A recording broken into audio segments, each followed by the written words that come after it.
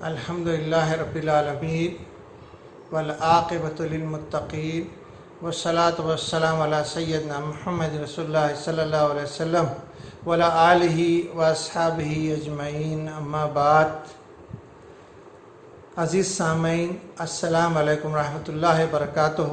میں آپ کے سامنے اسلام کا آسان اور جامع تعارف اس عنوان سے کچھ ویڈیو کلپس بھیجوں گا اور تیار کیا ہوں۔ یہ ان کلپس کا تعارف ہے یا انٹروڈکشن ہے، اور اس کے بعد 15-20 جتنی بھی کیسٹ ویڈیو بنتی ہے انشاءاللہ میں اسے آپ تک پہنچانے کی کوشش کروں گا۔ جب ہم لوگوں سے، مسلمانوں سے پوچھتے ہیں، زیادہ تر لوگوں سے، کہ بھئی اسلام کے اہداف کیا ہیں، اسلام کا ہدف کیا ہے، تو لوگ جو ہیں ہمارے سامنے پیش کرتے ہیں کہ بھئی یہ حلال ہے، یہ حرام ہے، یہ چیز کرنی چاہیے، یہ چیز نہیں کرنی چاہیے۔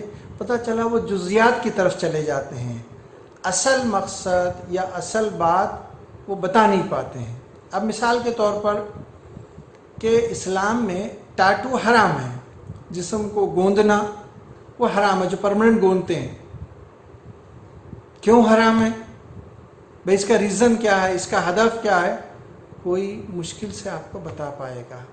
اسلام میں ہر چیز کا ہدف ہے، اور اللہ تعالیٰ کہہ رہے ہیں کہ ہم نے دنیا میں کوئی بھی چیز بغیر ہدف کے نہیں بنے، عبث بیکار کوئی بھی چیز بنے، ہر چیز کا پرپز ہے، ہر چیز کا ہدف۔ ویسے ہی اسلام کا بھی پرپز ہے۔ اس جاننے کے لیے ہمیں سب سے پہلے 3 باتیں جاننا ضروری ہے۔ یعنی اس انٹروڈکشن کے 3 نکات ہے۔ ایک یہ کہ اسلام کے اہداف کیا ہیں، پھر دوسرا ہے قرآن کریم کو کیسے سمجھے، اور تیسرا ہے اللہ کے رسول صلی اللہ علیہ وسلم کون ہیں، اور پھر ان کے تصرفات کی مختلف حیثیتیں کیا ہیں، اور کن حیثیتوں پر ہم کو لازم عمل کرنا چاہیے۔ یہ 3 باتیں ہم کو جاننا ضروری۔ تو جیسا کہ میں نے بتایا کہ ہم اسلام کا تعارف نیچے سے، جزیات سے نہیں جا رہے، اوپر جامع تعارف، اوپر سے نیچے آئیں گے، وہ جزیات خود بخود بعد میں آ جائے گی۔ تو سب سے پہلے بات آتی ہے کہ اسلام کے 3 جز ہیں۔ ایک ایمان، دوسرا اخلاق، تیسرا شریعت یا احکام۔ ایمان کا ہدف توحید ہے، اخلاق کا ہدف رحم و عدل کا حصول ہے، اور شریعت کا ہدف جو ہے الحکم للہ۔ اور ان تینوں کا ہدف ایک ہے، وہ ہے تمام انسانوں کی فلاح دنیا اور آخرت میں۔ اسلام بھی کا ہدف اصل یہی ہے کہ تمام انسانوں کی فلاح، چاہے مسلم ہو غیر مسلم ہو، ان کی فلاح دنیا اور آخرت میں۔ جب ہم کسی ادارے میں، کسی گورنمنٹ کے ادارے میں یا کسی پرائیویٹ کمپنی میں لوگوں کو جب مینجمنٹ پڑھاتے ہیں، یا جو ٹیم سلیکٹڈ ہوتی ہے ان کو ہم ٹریننگ دیتے ہیں، تو ان کو 4 باتوں کا سب سے پہلے جاننا ضروری ہوتا ہے، اور اس کے بعد پھر ان کی ٹریننگ ہوتی ہے۔ تو سب سے پہلے ان کا یہ ہوتا ہے کہ اپنے ادارے کو جانیے، اپنی ٹیم کو جانیے، آپ اپنی کمپنی کو جانیے، اپنی منسٹری کو جانیے۔ دوسرا ہے پہلے ہم کہاں کھڑے تھے، ہمارا ادارہ، ہماری کمپنی کہاں کھڑی تھی، اور آج ہم کہاں کھڑے ہیں، اور آخری ہم میں کہاں پہنچنا ہے، ہمارا ٹارگیٹ کیا ہے، اور سب سے آخر میں وہ یہ کہ ادارے میں ہمارا کیا رول ہوگا، ہم کس جگہ کھڑے ہیں ادارے میں، میرا کیا رول ہے۔ یہ باتوں کے بعد ہی وہ ٹریننگ کی دوسری چیزیں، پھر مٹیریل اس طریقے سے تیار کیا جاتا ہے، پڑھایا جاتا ہے، سمجھایا جاتا ہے، ایکسرسائز کی جاتی ہے، تب جا کے وہ ٹیم کی تیاری ہوتی ہے۔ جیسا کہ میں نے پہلے ہی بتایا کہ بہت سارے مسلمانوں کے پاس اسلام کا جامع تعارف نہیں ہے، لیکن ان کو متفرق احکام معلوم ہے، مگر اس کی جامع تفصیل انہیں معلوم نہیں ہے۔ ہم قرآن پڑھتے ہیں، ہے نا، ہم قرآن پڑھتے ہیں، قرآن کے اہداف ہے، قرآن بڑی عظیم کتاب ہے، یہ خالق کائنات کی طرف سے نازل کردہ کتاب ہے۔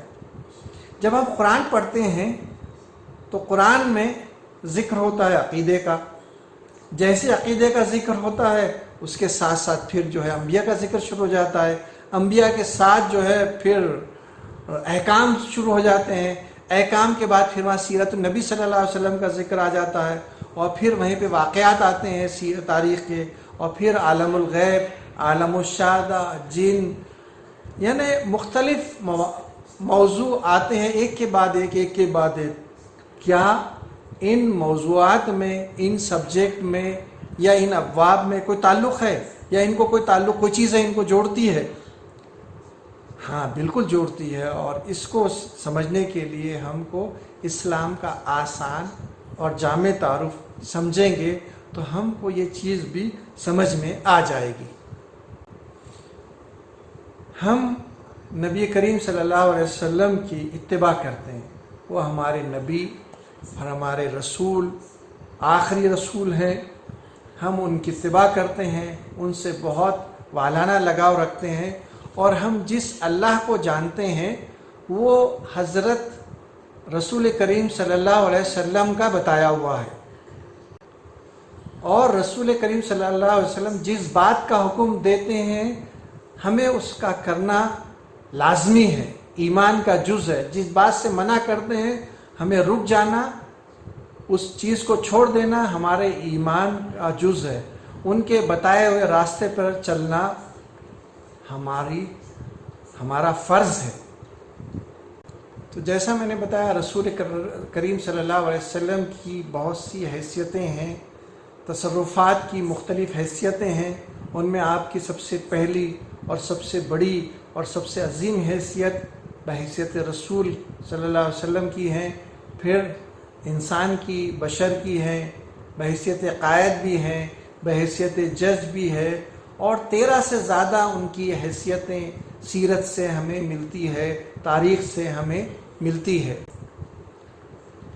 ہم قرآن کو سمجھیں، اس کے سمجھے بغیر ہم اسلام کو نہیں سمجھ سکتے۔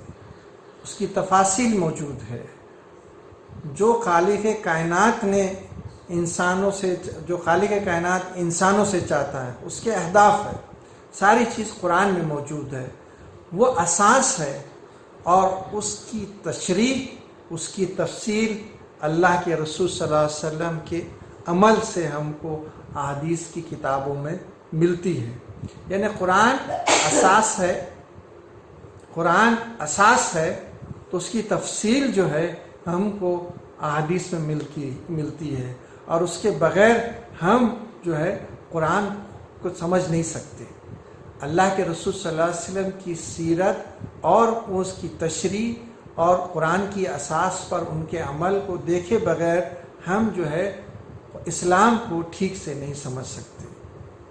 لیکن کچھ لوگ ہیں، منکرین حدیث ہے، جو اہل قرآن ہے، وہ ان باتوں کا انکار کرتے ہیں، بالکل منحرف عقیدہ ہے، وہ صرف قرآن ہی کو لیتے ہیں، سیرت کو اور سنت کو مانتے ہی نہیں اور اس پہ عمل ہی نہیں کرتے۔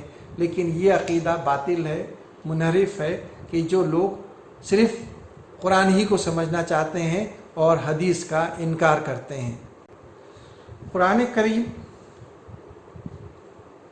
الکتاب، یہ اللہ کی طرف سے انسانوں کے لیے آخری پیغام، آخری رسالہ ہے۔ اس کے ساتھ ہمیں کیا کرنا ہے، اس کے ساتھ، اس کے اہداف کے ساتھ، تو ہمیں اسلام کے اہداف سمجھنے کے لیے قرآن کے اہداف کو بھی سمجھنا ہے کہ قرآن کیا ہے، یہ ہم سے کیا چاہتا ہے، یہ خالق کائنات کی نازل کردہ کتاب اور آخری رسالہ ہے، اس کے اہداف کیا ہیں، یہ ہم سے کیا چاہتا ہے. آپ دیکھیں گے دنیا میں 3 طرح کی کتابیں پائی جاتی ہیں. ایک کتاب بچوں کے لیے ہے، جو بچوں کی چیزیں اس میں آتی ہے. دوسری کتابیں جو ناول ہیں، کہانیاں ہیں، یہ دوسری طرح کی. اور تیسری ہے نالج بکس، جسے کہتے ہیں ہم معلومات کی کتابیں ہیں. قرآن کچھ اس حد تک ہوتا ہے، لیکن ان معلومات کی کتابوں کو بھی دیکھیں گے تو اس میں ایک تسلسل ہوتا ہے. جیسے دیکھیں گے ایک کتاب ہے، سائنس کی ایک کتاب لے لیجیے، اس میں پہلے ذکر ہوگا زمین کا، زمین کے بعد پانی کا، پھر زمین کے جانوروں کا، اور پھر پانی کے جانوروں کا، اور پھر ان کی تفاصیل، اور اس طریقے سے آگے بڑھتا جائے گا. لیکن پچھلے اسباق سے کوئی اس کا ربط نہیں، وہ بڑھتا جائے گا، تسلسل رہے گا. پہلے باب، پھر اس کی قسمیں، پھر فصول، اور اس طریقے سے ہوگا. قرآن کے ساتھ ایسا نہیں ہے. جب اللہ کا ذکر آئے گا، پہلے جیسے آیا اللہ کا ذکر سورہ علق میں کہ اپنے رب کے نام سے پڑھو، تو وہ رب کا ذکر آگے بڑھتا ہی جاتا ہے، دائرہ بڑھتا ہی جاتا ہے، اور بڑھتا جاتا ہے، پھیلتا جاتا ہے. مزید تفاصیل تو کتاب المعرفہ ہیں، دوسری کتابیں جیسے سائنس کی کتاب کا میں نے ذکر کیا، اس میں پھر وہ پہلا باب آتا ہے، پھر ختم ہو جاتا ہے، پھر دوسرا آتا ہے، پھر تیسرا آتا ہے، لیکن پھر دوسرے باب ریپیٹ نہیں ہوتے. لیکن قرآن کی بات ایسی ہے کہ رب کا ذکر جہاں آیا، پھر وہ بیٹھتا جاتا ہے، پھٹتا جاتا ہے، بڑھتا جاتا ہے، پھیلتا جاتا ہے، اور دائرہ بڑا ہوتا جاتا ہے. تو عام زبان میں ہم کہتے ہیں کہ دنیاوی دوسری کتابیں جو ہیں وہ مسلسل والی ہے، ایک کے بعد ایک اس کا موضوع تسلسل سے آتا ہے، لیکن دوبارہ ریپیٹ نہیں ہوتا. لیکن قرآن ایک واحد کتاب ہے جو دائروی شکل میں، سرکولر فارم میں، مطلب کہ سرکل جو ہے نقطہ تھا، اب وہ بڑا ہوتا ہوتا ہوتا ہوتا جاتا رہتا. اور یہ کیا قرآن کی صورتیں ابواب ہیں، قرآن کے چیپٹرز ہیں، باب ہیں؟ نہیں. سورہ بقرہ لے لیتے ہیں تو سورہ بقرہ میں جو ہے ذکر ہے، مومنوں کا ذکر ہے، مومنوں کی صفات کیا ہوتی ہیں، پرہیزگاروں کی صفات کیا ہیں، اخلاق جو ہے منافقین کی کیا صفات ہیں، اور پھر جو ہے غیر کلمہ گو جو ہیں ان کی صفات کیا ہے. یہ ساری تفاصیل اس میں آپ کو ملتی ہے. اور پھر آل یعقوب کا ذکر ہے، اور پھر اس طریقے سے جو ہے اللہ کا ذکر، یعنی آیت الکرسی بھی اس. تو یہ ساری چیزیں مسلسل ایک کے بعد ایک کے بعد آتی ہے اور پھیلتی جاتی ہے، سرکولر فارم میں ہے، دائرہوی شکل میں ہے. جبکہ دنیاوی کتابیں مسلسل کے ساتھ آتی ہیں، تو پہلا باب ہو گیا تو دوبارہ ریپیٹ نہیں ہوتا. قرآن میں ایسا نہیں ہے، یہ واحد کتاب ہے. تو جیسا میں نے بتایا، یہ صورتیں جو ہیں وہ کوئی قرآن کے ابواب نہیں ہیں. اور ایک بات، اسلام کیا مذہب ہے یا دین ہے؟ مذہب کے بارے میں آتا ہے کہ مذہب میں چند رسومات عبودیت کی ہوتی ہے، چند مراسم ہوتے ہیں، جیسے کہ نصرانی ہے، کرسچنزم ہے، ان میں جو ہے وہ صرف مراسم کی حد تک کی ہے. لیکن اسلام وے آف لائف ہے، طریقہ زندگی ہے. اس میں عبودیت بھی ہے، اس میں مراسم بھی ہے، اور اس میں جو ہے رہن سہن، کھانے پینے، ریلیشن شپ، ہر ایک کا اس میں طریقہ موجود ہے. اسلام ایک دین ہے. میں اختتام سے پہلے پھر آپ کے سامنے بات کروں کہ ہمیں جاننا ہے اسلام کے کیا اہداف ہیں، قرآن کو کیسے سمجھے، رسول کریم صلی اللہ علیہ وسلم کون ہیں، ان کے تصرفات کی مختلف حیثیتیں، کہ اسلام کا ایک ہی ہدف ہے، اور وہ یہ ہے تمام انسانوں کی فلاح دنیا و آخرت میں. اور اسلام کے جو اجزاء ہیں، ایمان، اخلاق اور احکام. ایمان کا ہدف توحید ہے، اخلاق کا ہدف رحم و عدل کا حصول ہے، اور شریعت یا احکام کا ہدف الحکم للہ. یہ ہم تفاصیل سے آگے آئندہ ویڈیوز میں جانیں گے وآخر دعوانا ان الحمد للہ رب العالمین.